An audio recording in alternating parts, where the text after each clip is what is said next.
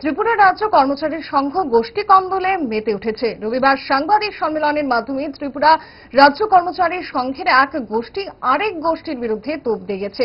2018 সালে ত্রিপুরা রাজ্য কর্মচারী সংঘের নেতৃত্বের অহংকার, দাম্ভিকতা ও ব্যক্তি স্বার্থকে প্রাধান্য দেওয়া এবং কার্যকর্তার সদস্য পদের অর্থ আত্মসাতে লিপ্ত হওয়ার জন্যই এখন সারা রাজ্যে সভ্যপদ মাত্র 956 জনে দাঁড়িয়েছে বলে অভিযোগ।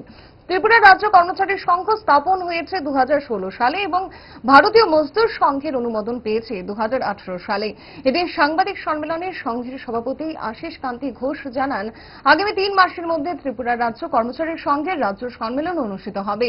তিনি সংঘের আরেকটি গোষ্ঠীর বিরুদ্ধে অভিযোগ করে বলেন, কর্মচারী সংঘের কার্যকারিণী বৈঠকের মাধ্যমে ত্রিপুরা রাজ্য কর্মচারী সংঘকে রাজ্য কমিটিকে পুনর্বিন্যাস করা হয়েছে এবং এই পুনর্বিন্যস্ত রাজ্য কমিটি আগামী 3 মাসের মধ্যে টিআরকেএসের রাজ্য সম্মেলন করার সিদ্ধান্ত নিয়েছে।